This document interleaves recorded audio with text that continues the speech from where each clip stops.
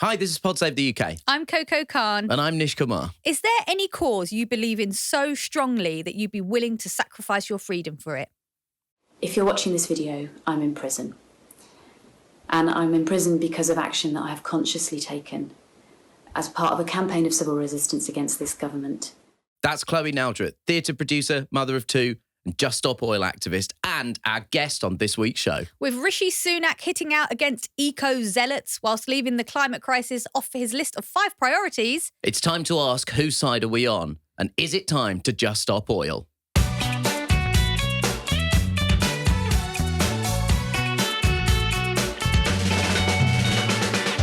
Welcome to Pod Save the UK. Hi, Coco. Hi, Nish. How's your week been? Do you know what? It's been surprisingly good thanks to a unlikely wellness intervention from Space Karen, aka Elon Musk. What? Did you not have that thing where you had your Twitter limited? I don't know. My relationship with Twitter has drifted somewhat. Right, okay. So it has drifted somewhat. I think there was a point at which I just started to think, why would I voluntarily open, like if every day in the post I got 50 letters telling me that I should kill myself, I would stop getting the post. Yeah, I can see what you mean. So I think I was like, I think I had to change my relationship, especially when Elon took over and, took over Twitter on a platform of, we should have more Nazis on this. That was the point where I was like, maybe I'll slightly take a step back from this website. So I definitely use it way less. So I actually didn't practically impact my use of it. Okay. So did you actually have it? Yeah. So I had the thing that, you log on to Twitter. So what happens when you exceed your limit? You just can't see what anyone else is tweeting. Really? It's like you're not able to view anyone else because you're not important enough. He already took my blue tick, can I just say? Yeah, he took already mine as well. took my bloody tick. And then he said I couldn't use it. And so he basically did what my therapist has been saying for many years, which is get the fuck off Twitter. So to answer your question, I had no Twitter all weekend. So I just wrote things. I read things. I was reading about trying to catch up with this horrendous situation in France. Did you know the sort of average age of the rioters in France are 17? Yeah. I mean, to be that young and that disillusioned, there's clearly a problem, a massive problem in France. Completely. So I was reading about that, and this is kind of related, but also maybe not. But this story came up as a part of the many stories that are around this France situation. They did Haute Couture Week whilst Paris was burning. They still sent people down the runway, which is very, very fashion thing to do. And it's dreadfully Marie Antoinette. I hate to bring that lady up in conjunction with French history, but you have to say there's something of the Antoinette about that endeavour. I mean, it is a touch on the tone deaf side, isn't it? But I don't know if you know this about me, that I love fakes. What do you mean? Like fake designer items. Yeah, I love them. Yeah, right, okay. When I was a kid, obviously, it's because I was skin and we couldn't afford Adidas, so you wore Abibas, obviously. Yeah. But now that Adi Hash is what I remember. Reebok was my favourite. Noki. Yeah. But now I'm older, I genuinely love them as an absurd piece of work. And also I'm happy that I'm upsetting the powers of the design houses. I'm walking around in Christian Dior, and probably there's someone in France really feeling very hard done by for that. And the reason, again, I wanted to bring this up to you is because before we did this podcast, I was like, I'm going to tell Nish about my love of fakes. And I Googled fakes to see what was out there. Yeah. And I just need to warn you that there is a present coming for you. And the present is... Are you aware that Adidas have a new slogan, which is "Impossible is nothing"? I am aware of that, right, yeah. Okay. Because it's one of those absolutely hilarious, corporate slogans that genuinely means nothing. Impossible is nothing. You're like, it is a thing. It's literally a thing. It's impossible for man to fly. And if you want to test that theory, jump off a cliff without a parachute, Adidas. Well, you're going to love this version that I have because it's a bag, but it's been garbled, maybe accidentally or maybe as a piece of ironic art. I don't know. But the slogan is nothing is possible. That's the slogan. So I can't wait to get it for you. There was another one. I really love nihilist fake Adidas. Yeah. Actually, the Nike version would just be, don't bother. Don't do it. Actually, if any of our listeners come across any great fakes, I'd love to see. There was one going around of a a badly made Ralph Lauren polo where the horse was riding the guy.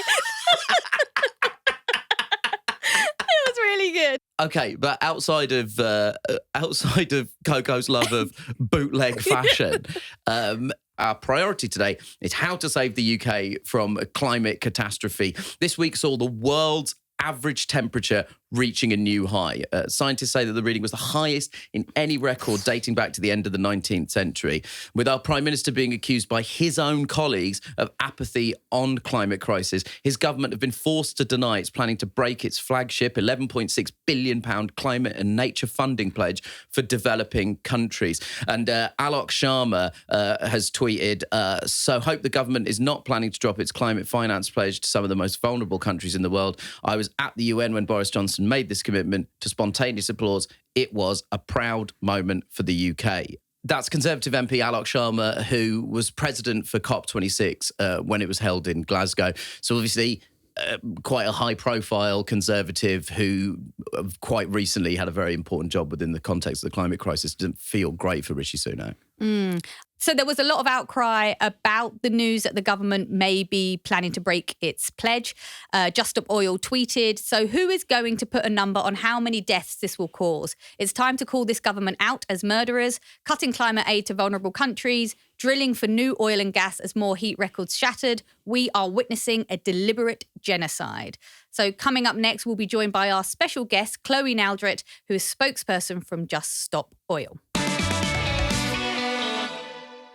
As we record this on Wednesday, the Home Secretary Suella Braverman and Culture Secretary Lucy Fraser are meeting with leading sports bodies to discuss the threat of disruption by protesters from groups such as Just Stop Oil.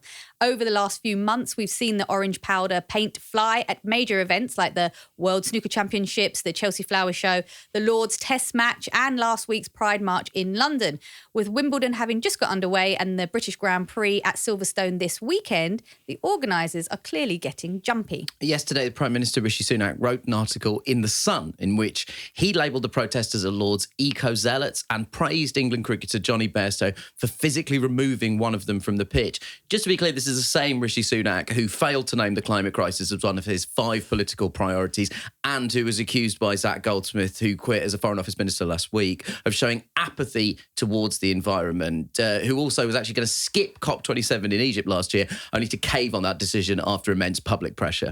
So as another climate record tumbles last month being the hottest June on record, who's going to save us? Because it isn't going to be this government. Maybe it could be our guest, Chloe Naldrett. She's a theatre producer, a mum of 2 boys and a spokesperson for Just Stop Oil. Hello, Chloe. Thank you for joining us. Hi, thank you for having me. Thanks for coming in, Chloe. So this ends up being, by accident, particularly relevant day for you to come in because last week the government's climate change committee said that the government was missing the majority of its climate targets and had lost its position as a world leader on the climate.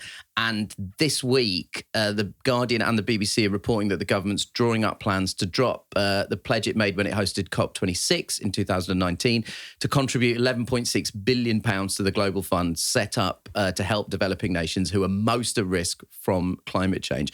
The government has issued a denial on this front, but are you starting to worry if Rishi Sunak actually believes in the climate crisis? Because I mean, he talks a good game, but based on his actions, he's starting to feel like a climate denier.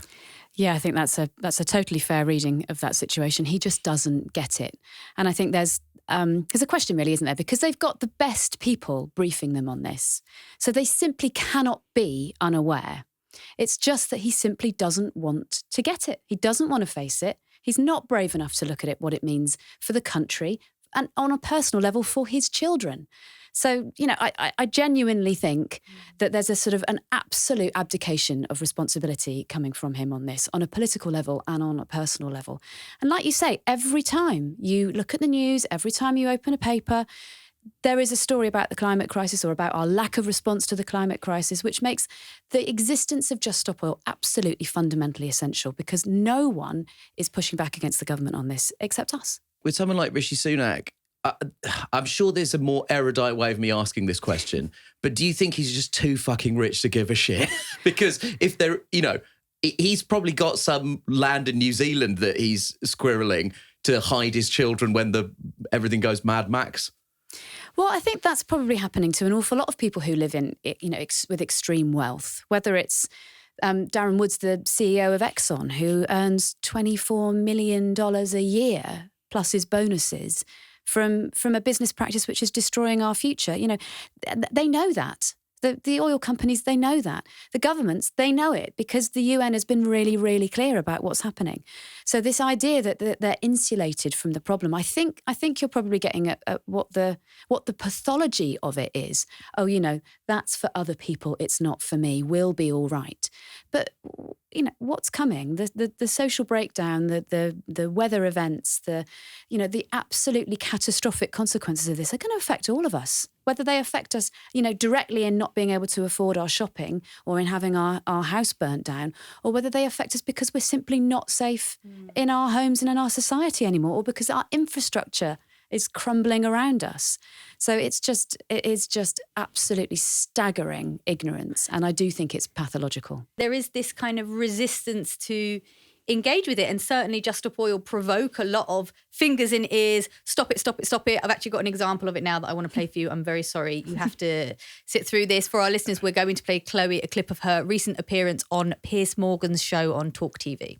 The more of these things you do are things that I enjoy and my friends enjoy and my family enjoys and other people with their friends and families enjoy, the more families that you stop in getting to work or getting their kids to school for important exams or getting to funerals or whatever it may be, the more you do that, the more we hate you. And the more we don't want to have anything to do with you or give you a platform to talk about the stuff that actually is more important, as you rightly say. Why don't you just stop the stupid stunts? Stop wrecking people's lives. This won't stay in the news and it won't stay in the conversation. And perhaps what we're doing by interrupting the things that you need to do that are important to you, that you love, is we're making you think about everything that we're standing to lose. No, you're not. You're making me think you're a bunch of morons. Lord Debon said today... You're not, Chloe. Lord Debon said Chloe, today... you're not making me think about your cause. Nobody at Lord's today was thinking, God, you know what? This is about climate change. We saw the orange powder, the whole crowd started booing. Unfortunately, England's wicketkeeper, Johnny Bairstow... Are you going to let me talk? Actually, no, I'm going to cut you off. I'm going to go to Sir Geoffrey Boycott. Geoffrey.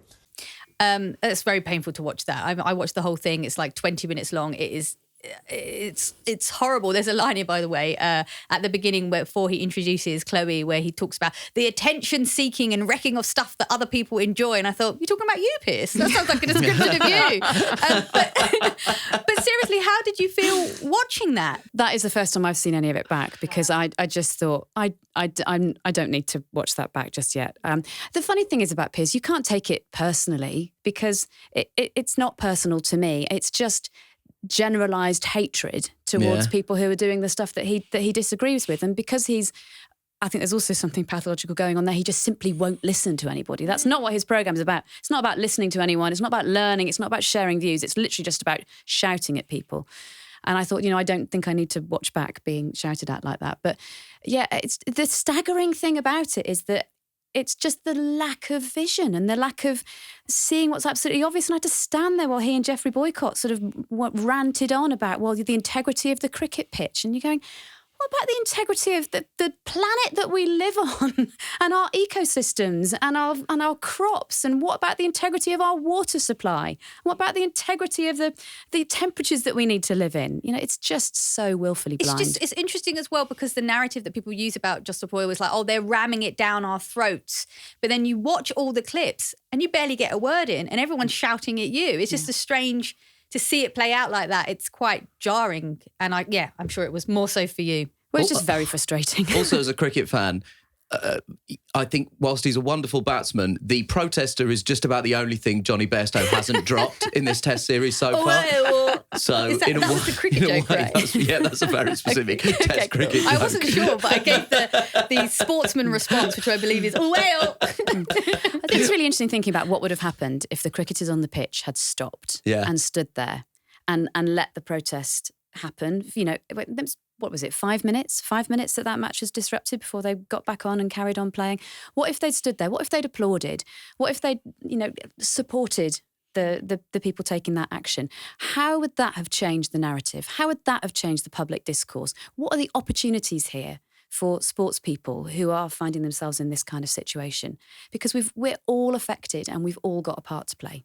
Can I ask you, and I myself have been on a journey with this, like I did Question Time a few times, once with Piers Morgan, and, you know, and I felt that I had some obligation to do it. Now I've gone the other way and thought maybe I shouldn't participate in those kind of conversations. Is there value in going on those shows? Yeah, I think there is. At the moment I came off it, I went, right, I'm never doing that again. I'm never going on there to be shouted at like that again. That's awful. And then I phoned Donica afterwards, who's also part of that interview. Yeah. And he said, look, it's useful. It's so useful every single time, because otherwise they're going to have the conversation without us. Yeah. So they're just going to do the shouting without even the 30 seconds that I might have got in about, you know, what's going on and the government's failure to act. But he said that anything that you do that sows a little tiny seed of doubt in the presenter's mind or in the mind of the people watching, every single little bit of reminder that you get that you go, this is real, this is happening now, and we can prevent it because we're causing it. Every single opportunity to do that is worthwhile. I yesterday typed in "just stop oil" into Google, right? Just to see, you know, what was going on. And then you click on the news tab and it gives you all the headlines. And the headlines were mad. Yeah. One of them was from the BBC and the headline literally said, "Just stop oil. What is it and what does it want?" I don't know if you've seen the name, but there's a big clue. There's a clue about what it wants. And it was kind of, you know, like I'm a journalist myself. I sometimes try and take with a pinch of salt, the idea of like the mainstream media's against people. But when I saw those headlines written out like that, God, it was all very one note, one side. Do you feel this is that this tactic can eventually cut through this? Well, I think the question is, what are we trying to achieve? And obviously the main demand is that we need the government to not licence the 100 new oil and gas fields and open the blinking coal mine that they're trying to open, like this is the 1870s. That's the really clear demand. But, you know, what we're not trying to do is get the right-wing media to go, God, just stop oil. They're so amazing. What great guys. You know, if that was the aim, this is not how we'd go about it. And we would be spectacularly failing. The point is, we are just there to make sure that this conversation is happening every day in every possible cultural space. And we are achieving that. And like you say, the amount of media that we had like last week was absolutely off the charts. It was astonishing. There is no environmental campaign group that has ever achieved this kind of consistent media presence where, you know, I read an article about Wimbledon yesterday that actually led with just people are being screened to make sure that they're not Just Stop Oil protesters on the way in, and is Just Stop Oil going to disrupt Wimbledon? We haven't done anything yet, you know? But suddenly it's at the top of the conversation. And that's not because we want attention. And believe me, it's not because we enjoy doing this stuff. It's so stressful. And, you know, the stress of doing these actions and then of court and of the possibility of fines and prison sentences, it's mentally and physically really demanding. But we're doing it because we don't know what else to do. You know, the situation is absolutely desperate. And this is working because this is changing the public discourse around it, even if it's we hate you, but actually we probably have got a point about the oil and gas fields. Because that is the concern, right? Is because the way that the narrative around Just Stop Oil is shaped is hugely done by hostile elements of the press. So you're happy for people to have a negative view of Just Stop Oil as an organisation as long as they absorb something of the substantive message. There are people who are, you know, typing Just Stop Oil into a search engine, which I highly recommend you do, and finding where they can come to a talk and they can hear more about what we're trying to achieve and why, or they can sign up to join us on one of the marches that we're doing every day in London. So there will always be people who will find us out because they're sat at home going, I'm really scared and I need to do something. So they're there anyway. We're not going to get broad public support, but that's all right because we're not trying to get elected and it's not a popularity contest. So that's fine. The most important thing is that our government feels the pressure that makes it do the right thing to protect us now and in the future. And to be clear, the demands are, I know you've already said it, but I think it's worth restating. It's quite a specific thing. The brilliant thing about it is that it is a very, very clear demand. You know, Just Stop Oil, what we're saying is we cannot licence any new oil and gas. We're not saying shut oil off tomorrow, because that would be impractical, and that would not be a just transition. And the people who are already at the front line of all the front lines that are happening in this country right now, which are all related to the crisis one way or another, they would be the people that suffer first and worst. So we're not saying switch it off overnight. We're saying we need to start the transition. There's 7 or 8 years worth of oil that we already have, and we need to go. That's our target. That's our target, to be transitioned towards an energy economy which is built on sustainable, renewable, clean energy sources. So that's what it is. And of course, the thing is that there are so many things that we need to do all around the world to combat the climate emergency and the biodiversity loss that is just going to be absolutely catastrophic for all of us, and is catastrophic for people now. But we won't get to do any of those things unless we stop the harm. And the harm is coming from our burning of fossil fuels. I wanted to ask you about your own personal journey. What was your moment that you were like, I have to drop everything and do this now? Was there like an epiphany? There was for me. There was a moment when I really engaged with the very discomforting truth about what the climate crisis means for my children. And that was a really sort of distressing moment for me. And everything that I've done since is basically about trying to run as fast as I can away from how that made me feel. So what was the moment?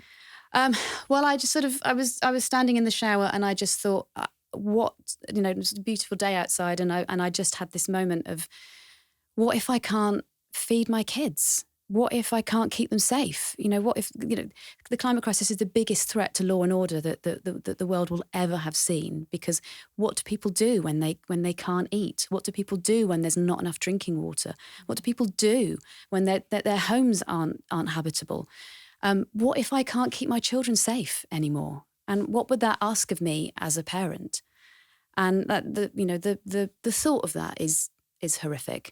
And I think until people go somewhere like that, your version of whatever that is, the threat to the things that you love most, I think you don't connect with the crisis emotionally, because we all know it intellectually. Even the people who are denying it, they know it intellectually, and that is a form of going, oh God, I can't deal with how that makes me feel. So, but until we really consider it on that personal level, I think it's very difficult to comprehend, because it's so massive. And you went to prison for it, right? I did. What was that like? I'm a white, straight, middle-aged, quite middle-class woman. I'm cisgendered, I'm employed, I'm able-bodied, I'm of sound mind, my mental health is strong.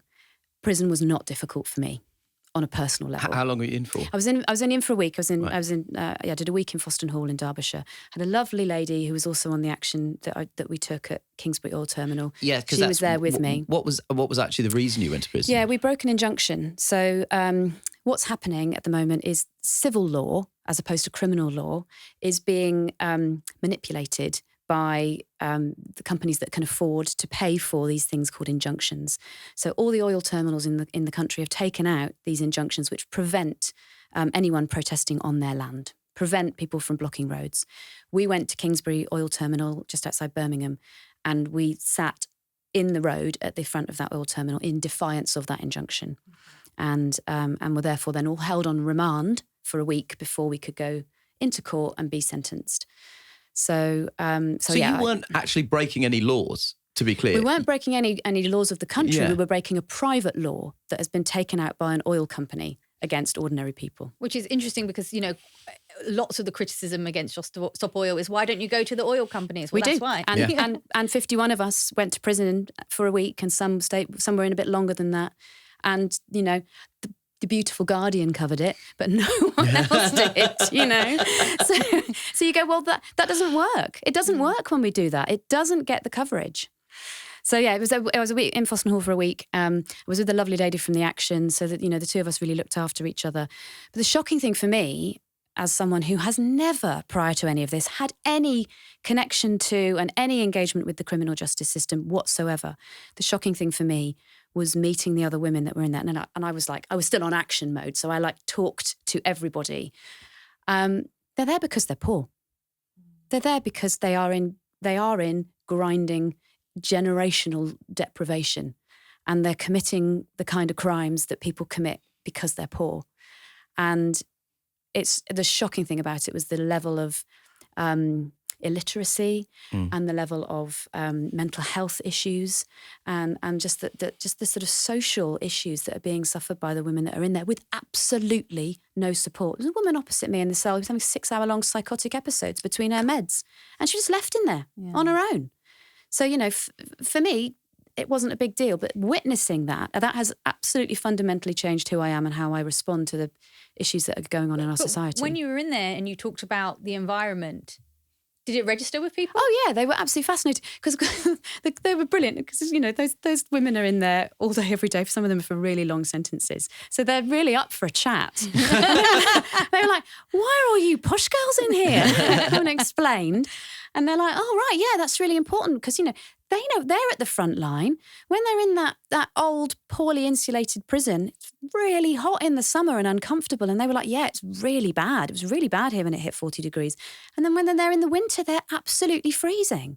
So you know they know that because they're experiencing at the sharp end what's going on. So with the reason I wanted to ask you that is because, again, in how Just Stop Oil was characterised sometimes, it's this idea that the public are against them. But, you know, I know a couple of Just Stop Oil protesters and they do say, yes, it's bad, you know, getting spat at, pushed, shoved, but also some huge amounts of love and praise from just complete strangers. Yeah. I wondered if you could share some of that as well. Yeah, that's the thing that the media doesn't like to report on. So when we go on programmes like that, they tend to show pictures of us out on the roads, being interacted with in a negative way by drivers and by passers-by, because that's great news, right? That's a nice bit of conflict and sparks a discussion. What they're not showing is the people who stop and applaud and the people who, you know, burst into tears and say thank you for doing what you're doing.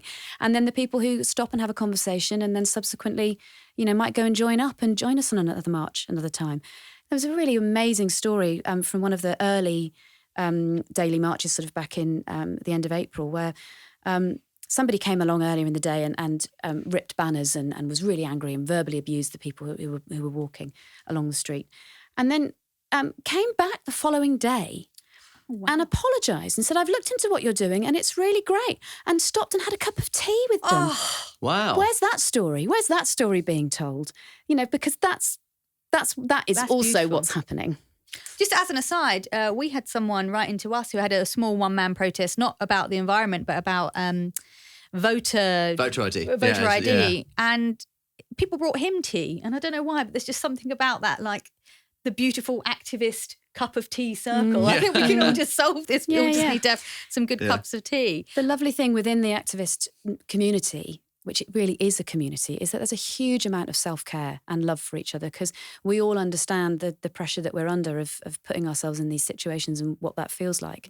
And so there is just this lovely familial feeling. And the amazing thing is we're all completely different. You know, there is, I know there's a media stereotype out there, but it's totally inaccurate because we're people from completely different walks of life. And this whole confected narrative that we are the enemies of working people, we are working people. We're actually your neighbours. And when we all get together, which doesn't happen very often, but it's beautiful when it does, you really see that because we are just a cross-section of society. I do want to ask you about politics, given that we are a political podcast. Is there any party you'd back to look after the environment at this moment in time? Well, the interesting thing is that as a result of these protests, or maybe just as a result of good sense and reading the UN's report on climate change, perhaps, every political party in this country, with the exception of the Conservatives, has backed the No New Oil pledge and has turned that into their policy. So, you know, and Keir Starmer reiterated that a few weeks ago. Whoever gets in next is going to need their feet held to the fire because there is big, difficult work to do. And politicians, as we've seen, you know, Tories have been in 13 years. They haven't wanted to engage with any of this. In fact, they've gone backwards. So anyone who comes in next is going to need to be held to account. Does that mean Just Stop Oil will disband? No. Well, it depends. It depends. We're only here as long as we're necessary. Yeah. So if the next government is doing what it needs to do in respect of stopping new oil and gas licenses, then this campaign won't be necessary anymore. And it'd be lovely to think we'd get to that point. You're just there being like, please, we don't want this job anymore. I'd love to go home and back to my job. It'd be really nice. Have you had to take a hiatus from your job? No, I'm still working. So I did take some unpaid leave when I went and did the Kingsbury action and went to prison. In terms of like, we're already talking about next governments because, I mean, there's a pretty widespread sense that this lot aren't staying. Yeah, this lot are not going to be hanging around for very long. But unfortunately, because of the nature of our electoral system, there's a chance that the election could be held as late as January 2025. And, you know, one of the messages that we're constantly getting is time's running out, time's running out, time's running out. Is there a message in the interim that you would like to deliver to Rishi Sunak? Given that he could be Prime Minister for, you know, at least another year and a half? I think the key thing with Rishi Sunak is he's clearly incapable of dealing with this as a politician. I'd like him to think about it as a parent. I'd like him to think about his responsibility to his 2 children, to his girls, and consider what he can be doing on their behalf if he won't consider it on our behalf. So I would really like him to consider what his responsibility is as a father. Because if we all thought about what we could do as an individual, then we would already be halfway to solving this problem. And he has the power to do some really good, important things. And he'll have to be brave, and it won't be comfortable. But if he does think about what this means for his children, I think his decisions might be different. He obviously as an individual has a huge amount of power. The problem, sometimes the thing that I feel about it is completely powerless and hopeless. Yeah. I think that's sometimes when you read a lot of the information about where we're going, while we're just demanding that you give messages out to individuals or groups. It's like a weird version of Cameo, isn't it?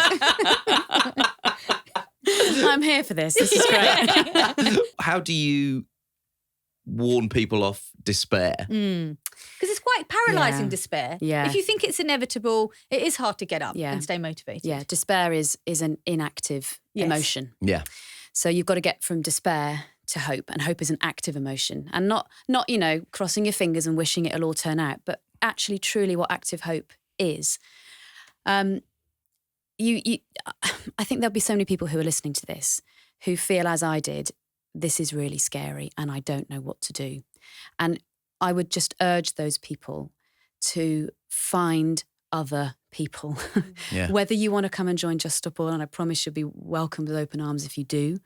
Whether you feel like Extinction Rebellion, which has moved into this more sort of community, grassroots, joining organisations up, really important work. If you feel that's the place for you, go there. If you feel it's Greenpeace or Parents for Future or Friends of the Earth, just go and find other people who are where you are at in terms of thinking this is awful, and who are where you are at in terms of what you're prepared to put on the line for it. And that is the antidote to the despair. Every single time, finding other people who share your concerns but are prepared to work with you to do something about it. And anyone that thinks that an individual cannot make a difference has simply never tried. I have one question. Yeah. How are you as a person? Because this kind of stuff is hard, and it does take a toll on the individual. And you're a activist and a campaigner, but you're also a human being. And are you feeling all right? Thank you for asking, and I might cry. I am, because this gives me a lot back. Right. This is so much better for me than sitting with that despair and that feeling of I can't do anything and that worry. This is so much better. But it is hard, it's hard reading all the reports. It's hard reading all the newspaper articles. Before I had that sort of awful vision about what it was going to mean for my kids, I used to read the headlines and go, I don't want to read that. I don't want to know. Yeah. And now I do read it, and I have to hold all of that information, and it's hard and it's heavy. But I don't feel like I do it alone anymore. And I do feel like there's people who are looking out for me.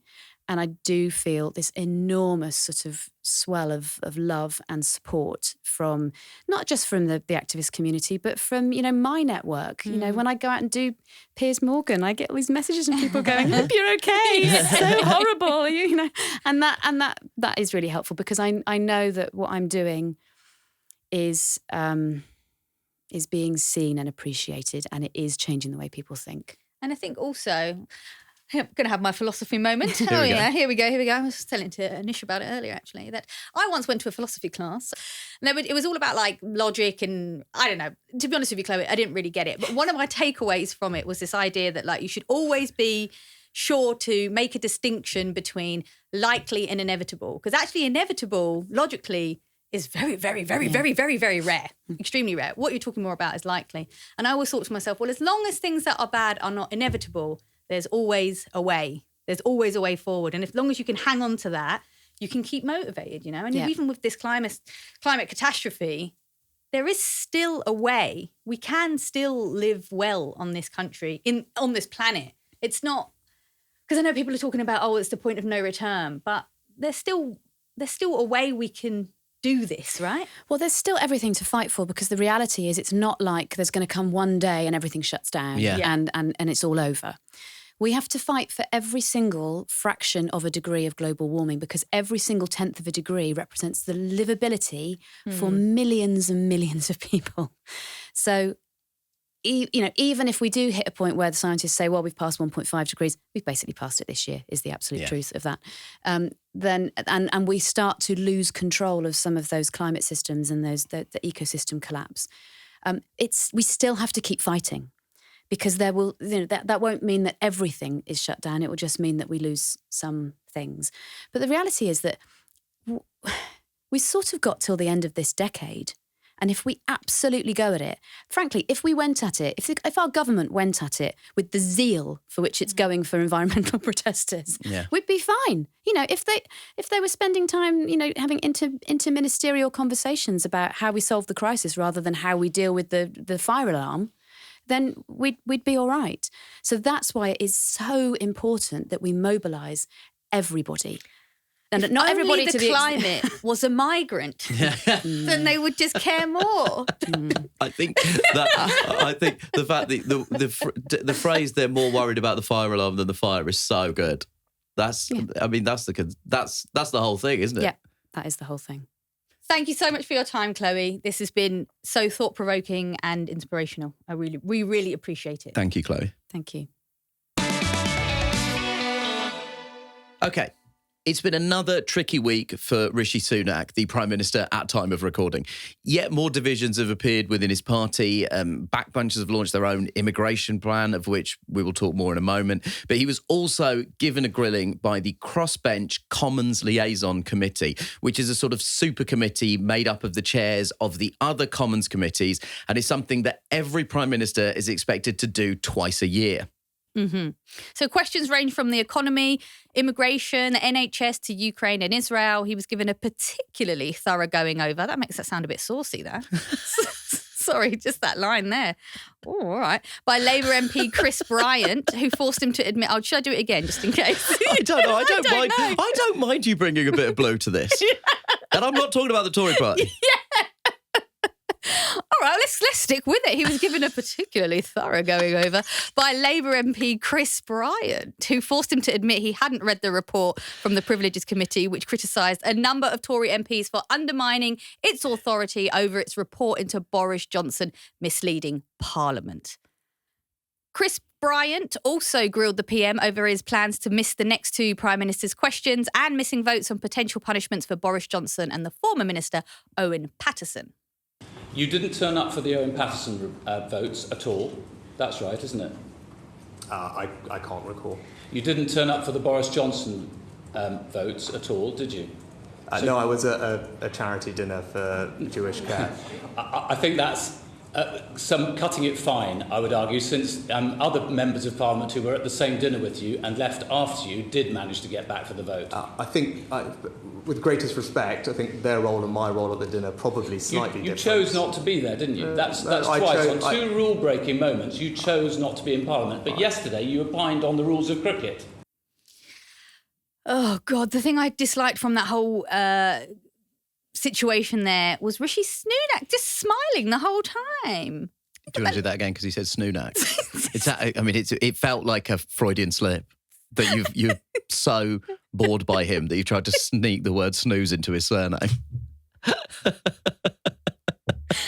But does it? It doesn't not work, does it? It doesn't not work. Snooze-nack. Snooze-nack. What I really disliked about that episode there, that exchange, was that Rishi Sunak had a shameless smirk on his face the entire time. Yeah, and I think, look, I can understand how you might look at this and think, well, at the end of the day, this feels a bit sort of inside Westminster, who attended what votes, who did this. But I think the reason that it really matters is because of the stall Rishi Sunak has set out and the platform that he is aiming to win the next election on. And now a chunk of that is just general culture war and sort of personal attacks on Keir Starmer. But another facet of that is he has set his stall out as being the antidote to Boris Johnson. So he has set himself up as a person of integrity, maybe a little dull at points, but a technocrat who's focused on detail. And so I think the problem for him here is that he hasn't read a report into whether members of his own party may have been damaging the political process and democratic accountability in this country. And he didn't attend 2 votes about the integrity of the former Prime Minister, again, who comes from his party, under whose tenure he served as Chancellor. So I think that this contradicts Rishi Sunak's own image that he's trying to sell to the public of a details-oriented person who has immense personal integrity. And that also matters because the only other thing he set his stall out on is these 5 pledges, which at the time were criticised for being so low in their expectations that it was almost impossible to not fulfill them, and he hasn't fulfilled any of them. Yeah. So he's not delivering anything substantive on a policy front, and he's not delivering on his promise to be a details-focused politician of immense integrity. You know what? He's a fucking waste of space. I wanted to tell you about this new band that I'm sure you're going to love. They're called the New Conservatives, and they have all your favourite players in it, but the music's even more shit. Have you heard of them? Have you seen their first album? Yes, I did see this. This was the website launch on Monday of a new group of new conservatives. Track list includes "We Hate Migrants." Yes. Tom Hunt, one of the MPs who's part of the group, said he sees the group focusing on 3 main issues: migration, law and order, and what they see as the threat to Britain from woke ideas. And you're like, how is this the New Conservatives? It doesn't seem to be hugely different from the old Conservatives. But Miriam Cates, is another MP, gave a speech at the event saying it was time to make our borders culturally secure. Oh, hello, Miriam. I see the dogs assembling from the dog whistle you just blew. Culturally secure. Oh, what in the name of Enoch Powell has happened here?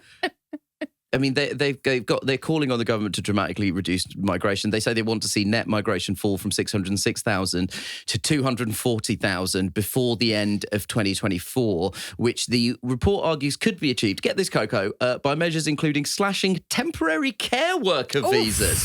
And I'll tell you, if there's one section in Britain that has too many workers, it's the care section. People in care have had it too good for too long. This is what I mean. I thought the Conservatives are meant to love old people. That's their voter base. That is predominantly going to impact elderly care. They want this to happen before the end of 2024.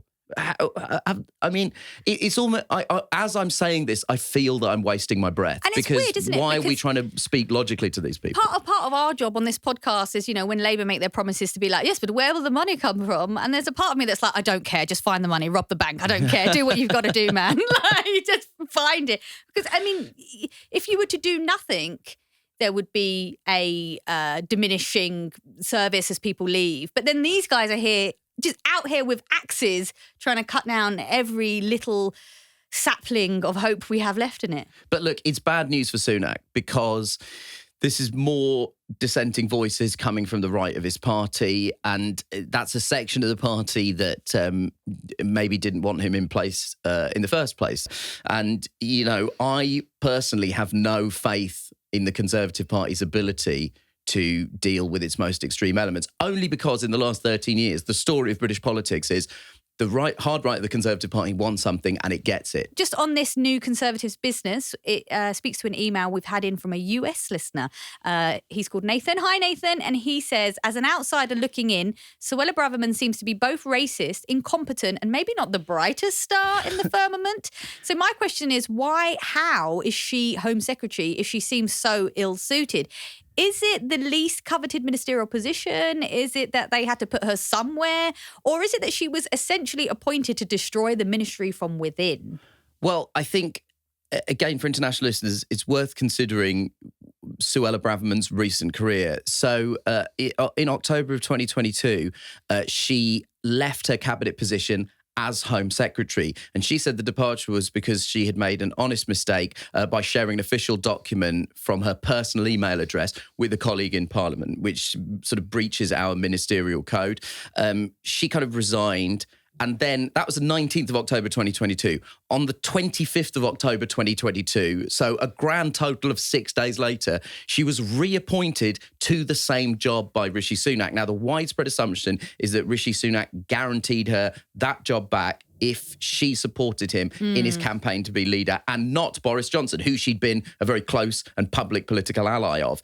And that was a way of ensuring that Johnson didn't have enough votes from MPs to stand against Sunak. And if he'd had to stand against Sunak, the votes would have gone to the Conservative members who had already rejected Rishi Sunak in favour of Liz Truss and seemed to be the last people in Britain to still have anything approaching a high opinion of Boris Johnson. So she is very specifically in that job as a way of quietening down this right-wing fringe of the Conservative Party. And again, this goes back to what I was saying. The tail is wagging the dog. And unfortunately, the tail is doing what looks uncomfortably like a sea kyle towards Germany in the 1930s. So Suella Braverman is in that job essentially not because she's qualified, but because she appeases a small section of the Conservative Party. And those are the people who, unfortunately, are running the country. So we interrupt this podcast because Nish and I have just received a news alert, not just special for us. I think many people who have news apps would have received the same one, that Just Stop Oil have protested at Wimbledon. Yeah, I'm just watching footage now. It's a game between Sho Shimabukuro and Gregor Dimitrov. This sort of Dimitrov's about to go to serve on court 18 in Wimbledon, and two JSO protesters have run on and thrown sort of what looks like orange confetti on the court. There's a lot of booing from people who I guess were very excited to see some action on court 18, and so it's it's just they're scattering bits of orange confetti across the court. Yeah, and so we had the pleasure of speaking to Chloe Naldrett, who is a spokesperson for Just Stop Oil, earlier. She'd actually left the studio. This happened, and we pretty much just chased her and asked her to come back. So thanks for doing that, Chloe. So, my pleasure. I mean, I've got to ask, did you know this was coming? I didn't know it was coming, but I'm not terribly surprised that it's coming. Yeah. You know, we are engaged in civil resistance and taking every possible opportunity to bring maximum attention to the cause. And of course, Wimbledon is one of the biggest sporting events in the diary. So I'm not surprised to see that it's happened. It's hard to not acknowledge the reaction of the crowd. There's a lot of booing. How do you feel about that reaction? Well, I think it's unsurprising, isn't it? Because it's interrupting people's enjoyment of something, and in the moment that is really annoying and frustrating. We all know whether you're being held up in traffic or whether you've gone to watch a sporting event and it's had to stop for some reason. It is really annoying, but we're looking at a disproportionate amount of disruption that is coming for all of us. So the disruption to a sporting fixture for, let's face it, probably 5-10 minutes, in order to draw attention to the crisis, really isn't the biggest deal. This protest had a variation from the iconic orange powder. Just wondered if you could explain for our listeners about the confetti. Yeah, I don't know. I don't know that I don't know what's being used there. It will be something that's non-toxic and it will be biodegradable. It won't be harmful at all. Like the poster paint is actually corn flour with food colouring in it. So there's absolutely no. You could eat it basically. Right, There's no toxic risk. But I do know that Wimbledon has stepped up its the bag searches, and are confiscating anything that could conceivably have looked like orange poster paint. So I imagine they had to evolve. I mean, that's what we're doing. We're having to evolve. The reports are that it's jigsaw pieces and confetti, and there's an official statement from Just Stop Oil saying we can't leave it to the next generation to pick up the pieces. That's solid wordplay, man. It is really good, isn't it? Jigsaw pieces. We can't leave it. Really literal. That's solid. And I've just had a look at the press release, and the two individuals that took action, the two supporters of Just Stop Oil who's taken this action, are grandparents.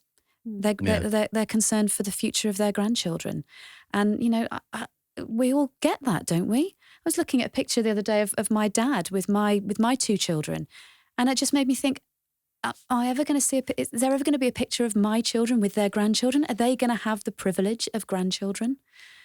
So it's very moving when you think about the kind of sacrifices that are being made for our kids, for our next generations. Gorgeous. Thanks, Chloe. So, a number of you have scolded us for leaving out heroes and villains from last week's episodes, including, to be absolutely fair, my mother, who also called me to say, where was heroes and villains? But we needed to make room for John Humphreys' great stories. There was a lot of love for him in the inbox, right? Yes, lots of love for Mr. Humphreys in our inbox, including this from @TribbleChibi. They commented on YouTube to say, I've never heard of John Humphreys, but I'm already writing up a petition to make him my new granddad. So if you're also in need of a surrogate grandparent, you can listen back to John Humphreys on last week's episode. It's episode 9 on our feed. And we did actually put our last week's hero and villain on social media, so that's your fault for not following. You can find us at Pod Save the UK on Twitter. Okay, so Coco, tell us who you've chosen as this week's PSUK Villain of the Week. Yes, so I'm going to go for the Rail Delivery Group. They represent train companies, and they're planning to close hundreds of ticket offices in stations across England over the next 3 years.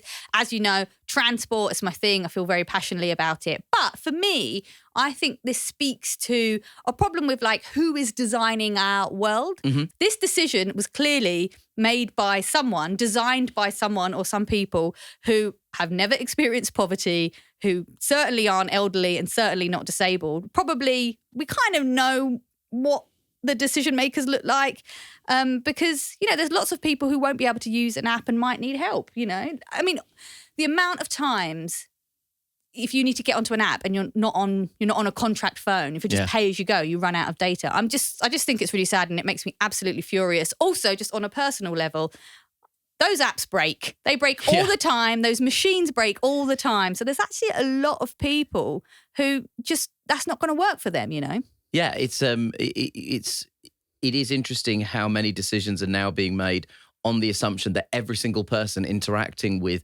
every single thing they need to interact with to get through their day-to-day lives has access to the internet on a mobile phone that has credit on it, and then they're also able to pay for things on their bank card. Yeah. And again, there's the assumption around a cashless society does exclude a lot of unhoused people, recent immigrants, undocumented people that are part of the economy and lifeblood of the country and are people too and have the right to use these things. Yeah, exactly. But anyway, please take us out on a positive note with your hero of the week. I've gone for a trailblazer in the sport of football, which for our American listeners, you now know as that thing Ted Lasso does. Hannah Dingley, 30 years after the show, the manageress imagined the actress Sherry Lungi is the first woman to take charge of a men's team. Hannah has made history as the first ever woman to manage a professional men's team in the top 4 leagues of English football. She's been put in caretaker charge of the first team at Forest Green Rovers in League 2 after the club sacked former Everton and Scotland striker Duncan Ferguson. She took the Forest Green first team for training for the first time on Tuesday, and she'll be in charge for tonight's friendly at non-league Melksham Town, and she's expected to continue to lead pre-season preparations. I think the important thing as well is that sort of role modelling for other female coaches, other young girls that are growing up knowing that anything is possible if you work hard enough and opportunities do come along. Almost my biggest concern in a way is that this isn't a gimmick. This isn't about this. This is about those players in that changing room. And this is about them getting the preparation that they need for that campaign. And I would like that nothing takes away from that, because if it does, then it's probably the wrong thing to do to put me in this position in the first place, because they're the priority and the team are the priority. And this isn't, as I say, a gimmick. This is because we need to do the best things for those footballers and our football club. Look, there's absolutely no reason why an eminently qualified woman shouldn't be able to coach a men's football team. Nobody seems to have any problem with it the other way around. Phil Neville was in charge of the England women's team, despite having a somewhat insubstantial coaching CV. And, you know, it was in fact his successor, a woman, Serena Wiegman, who actually brought England a football trophy for the first time since 1966 when the women won the Euros. So I can't see any reason why this shouldn't happen more often. And it's also very difficult to be the first person through the door in any way. So you have to salute Hannah Dingley. It's incredible. Phil Neville's not the mini retirement one, is he? No, that's Gary. Oh, right, okay. This weekend, I'm going to Spain, Friday till Monday morning. That's like a mini retirement. So that's a weekend. It's a weekend. It's a mini retirement. I think about that daily. That very much lives in my mind rent-free. I think he, based on an interview I heard with him last week, I think he gets reminded about that daily by the other people. I've seen multiple. He's on a live tour at the moment of The Overlap, which is his like YouTube web series, and basically it gets brought up every 5 minutes. Because you know how our guest was talking about like, oh, Just Stop Oil, everyone's like obsessing about it, and that's why they've almost done a good job. You know, Just Stop Oil was living in politicians' minds rent-free. That's a good thing to have in your mind rent-free, not mini retirement, which is what I've got. I think about it all the time. Thanks to everybody who's got in touch this week. You can get in touch with us by emailing psuk@reducedlistening.co.uk, or you can even send us a voice note on WhatsApp. Our number is 07514 644 572. Internationally, that's +44 7514 644 572. If you're new to the show, remember to hit follow on your app and you'll get a new episode every week. And just finally, little favour. The British Podcast Awards has a public vote, the listener's choice. And if you'd like to vote for us, you know, it's not mandatory, but it would be good. And it's also free and easy to do. So please just go to www.britishpodcastawards.com/voting. Anyone can vote. So again, you just go to that website, britishpodcastawards.com/voting, and you just type in the little box there, Pod Save the UK. Remember, as a show, we encourage people to vote as often as possible. Pod Save the UK is a reduced listening production for Crooked Media. Thanks to senior producer Musty Aziz and digital producer Alex Bishop. Video editing was by Will Darkin and the music is by Vasilis Fotopoulos. Thanks to our engineer David Dagahi. The executive producers are Louise Cotton, Dan Jackson, Madeline Herringer and Michael Martinez. Watch us on the Pod Save the World YouTube channel. Follow us on Twitter and TikTok, where we're at Pod Save the UK, or on Instagram through the Crooked Media channel. And hit subscribe for new shows every Thursday on Spotify, Amazon, Apple, or wherever you get your podcasts.